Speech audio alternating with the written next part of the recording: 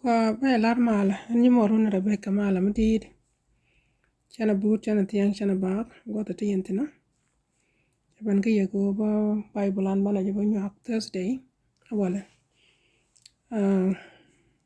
mene ambo kod bala ta lodge ka kui goide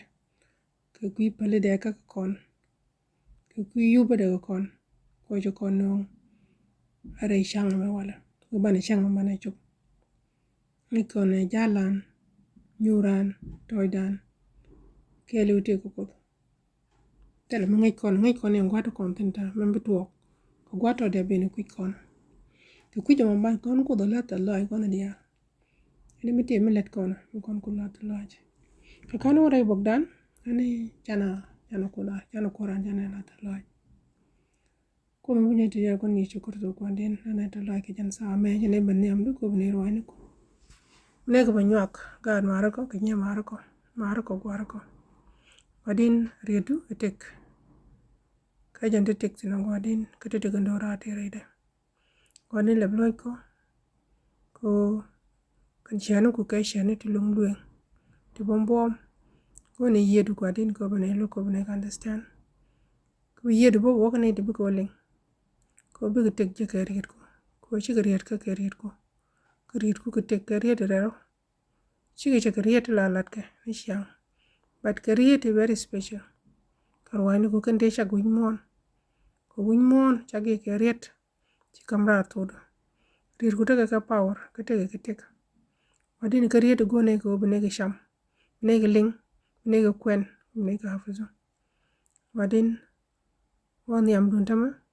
roj ni ka nga ye roj ni ka jawda mishira lot ka ji wadin woje kaman gwa ka ji mun gwa ka ne ko be nang nyam lo du ko ka nga te ji ti dia shudu ka di yongara amen gwa ju ko be lar mala malum gwa sapa school gwa mgwa adole gwa me la korwani ko kon go nyakten ko sometime ba mi jing ya ku sta da randomly ki ku gorje bi kwen enyin win mola kana tak but sapa school mun gwa mi chalu go chang ko lu la ti ko mi tot mu kwen ni chang ka tiang la wo bi ban ko kot ya ba nyo yen kot ke ba ro nge ke ro nyo kot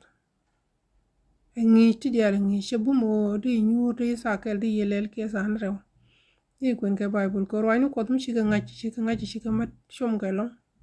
ko tele ka pak liem den tele pak ko shom den tele pak ti mi chi kot she develop che ram ro yen mite mai dum la yen ro ni shang sometimes they yen 2 hours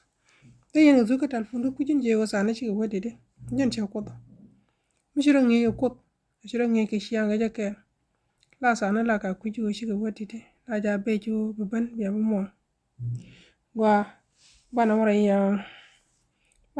lesa dana no kon ka lesa nan dijen la Thursday ci kon nga jo ne lesa ne dio dia me raja ja ta nyu ture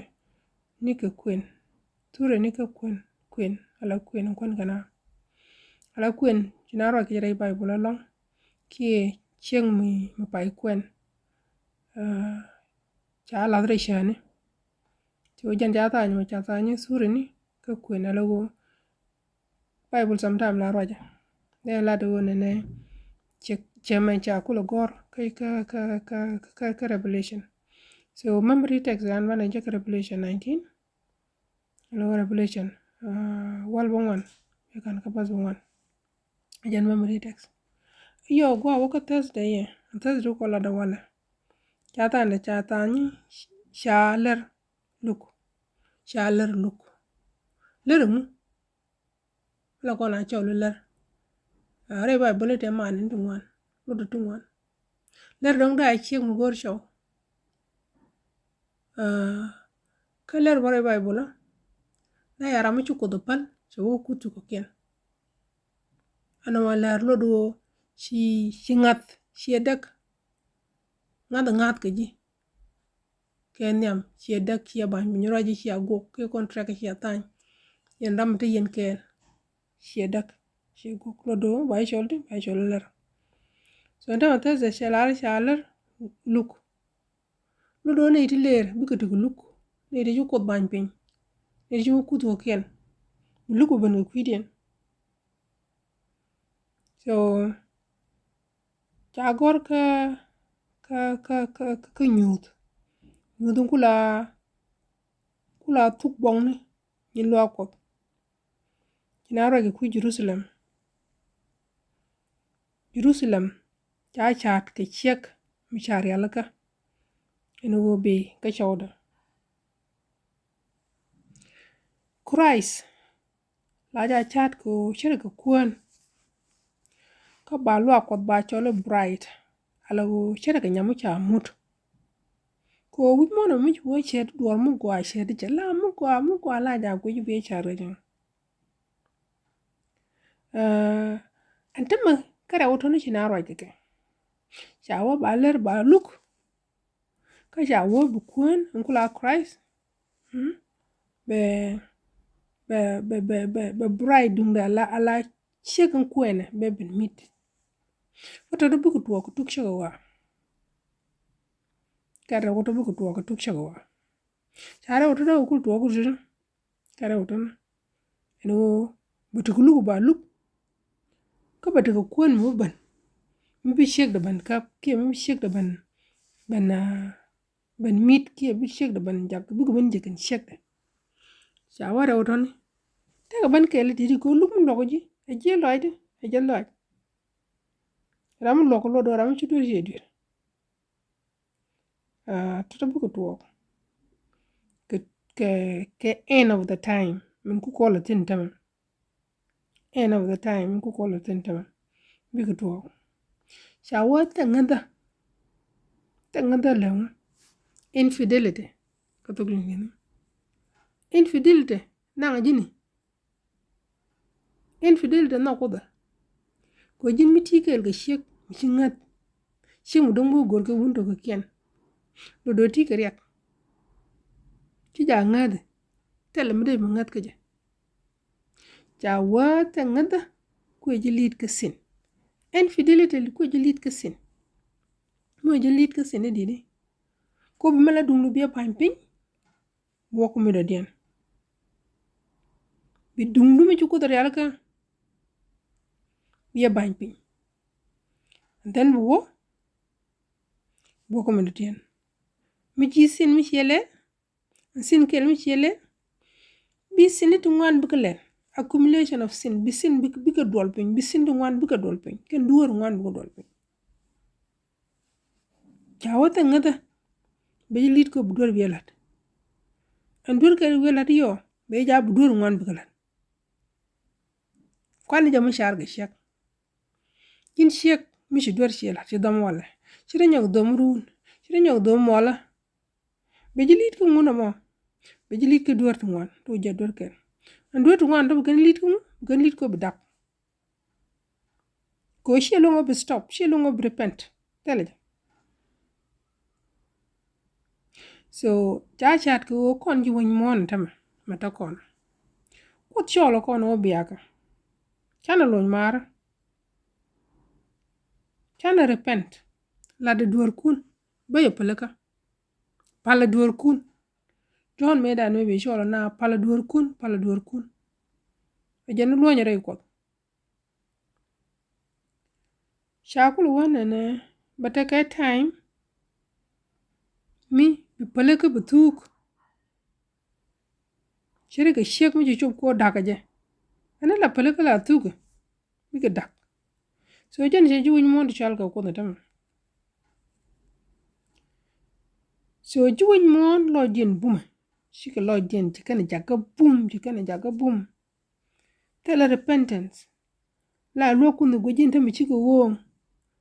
ram la roi ko la dot kan ja la goi kan ja la wo mi te lot mi boring chere mi ja tele ja tam chere kon mo balbal mu ta kade roi ko tan wi mon ja tele gwa mi jega rei lo ni nat tele gwa mi jega ni Facebook mi na o tine ram la roi ko la gwe ke la kana wan na ami la gwe ke la kana kui kara mu ko na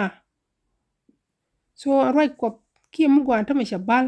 china chi ga lo dien ti kan jaga ha ti kan jaga bum ya ta de penten so mo ko do ko je wona ne jiti won mon tini cheka kon a cheka kon a cheka chiat chero wo me lele bel te bie la bie pok bie chiat bie pok bie chiat la te kiti la te ti chiren gor yo ti biyak donc che jen chaden dong do lot bat kot langa kon wo biaka mane me che kon je go te kiti chiro be marit ti chi lo dien ti kan ga jago bum che ga jago bum ang bot wogo ko do win mon bay jaga ja be en win mon bo tok win mon bo tok ba dor ba woj nen ti ci dor ci kana ke bu bum tet bu wogo dor ke ba win mon ba restore ba win mon ba loy guide ko dore bu win mon jene ba jaba yar win mon ci ko dare alaka go ka Revelation 21 ka verse 1 ko 4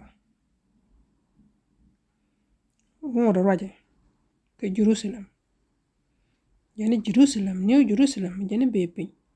jene cheta daga ceng mu chare alaka ka kuy chwade wana mo chade ni en mat fot mat Jesus kana gaad ke mat Jesus kene church ko kon ngare Bible wona ne en kuan chat ke Jesus en shegen kuan ke chade ke church en church ken kula konta ken kula ne ko jawa new Jerusalem be penjere ke ceng mu chare alaka kuy chwade so Jesus baban mat mo kon wona ray poar be pinyu Quran ndit loy dan betet ko bu kon ba mat ke jeng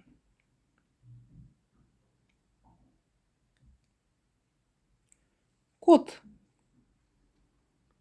yede che kam win mon ka ke ti win mon tin shi mek che kam ka ye ken chi ka mat che kam nok shire no la kut la shek da no Jesus che kon nok shan kidi che ban chi liwo kuidan che ban che duar kon che ka ban yor pin ko bu kon kan kene wo ba kon shole neke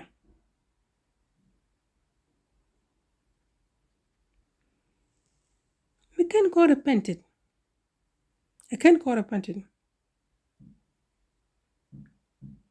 do chuko chokon mulanga palaka pat ko chokon offer ketek tege ci jien ko kon tege ci kon misuse ko kon e ti jek kut te ban liwe ku shek mlar ku ram ci roj ko ci apal ci roderi ci wuderit bat ko de lare baban ba liw ko kuide ba offer ka tada ba jok tada janen kaba bitek so ko raja kono wala raja ke ji ka raja nga ci kon jiko ci ko redeem ci kon tek ca gor ka 2 Peter 1:18 a waka 19 ci way ci ko redeem kariem rodal ci ko redeem ko ja kot ci ban ci kon no ko goro bu kon understand ci chat ke shek ni shoulder ci shek ba shek ma kaw mi chare ala ka ku shade ko goro ene mo ga mutu wi mon kam ne je kon ko bu kon no bu kon ngaj ci shene dial ci klat ko goro bo ray loy dan bu kon understand ci ban ray lo ka dan ray lengo je raj ko kon a cengi alo ci kon lir ci kon ko ci kon pal ci kon ku ci ko kien ci wawo mo bu liw ko kwidu go bin ba opportunity you will repent we tado kap riem da be jilak be breda ko te tiaka ban badaka time me be door ki bab ba gak alo ho shaman ci ala rago ramu ngodura ramu kutere shunga Bataka time prevention ba gak. Alo shing le luye ne pelanga ka ci pelaka ci tok. So pelaka jentame. Loy na ko dani Jesus. Tal ram shet ke jata ram ko nok sheje. Jeni biake. Kon nyon nubde. Nubde je nyot kon ko sheretu. Sheliwu kuidan. Tal ram do dien mi liwu kuidan. Tal mor, tal gur, tal nyaadu, tal nyumor bu liwu kuidu. Jesus Christ da jen ci liwu kuidu. Cholo kon ko bu kon kam tek. Mitel wana me tek. Mitel gwam kono jekantani. So jenda sandung tas day me roja. Shedet no kot. Ke chek mi chari alaka. Ke kui shode. Shek muler mi chuko da palaka. Ko shole jeber wedwar ko baka pal. So kon chano ko ti ko bu kon mo ki luch riang. Ba luch choka ki luch pam ni reidan. Bo woj. Ko bu kon rom jaka ja bu ko rar alaka. Ko ban ko dan. Bana je mit te kon ga bindu boy bana bin kon man ka lak. Ene dwar mu tare idan bana je woj. Ko gor ko do bu kon boy pak seje. Wa ci loy de tet ko chan rointi chan ga nywa ken chongo gwama. Ba palo wo. Ko je mo ke time ki bu ko den dan be mo ke time. Ko bu nywa ko kot kel ko broy ko kot. Bo goy kot be ngach. Through Bible. Ke through roini ke. La ko en mo ke time. Ya pal ka ji. Kabi ko bu kot pal ka ji.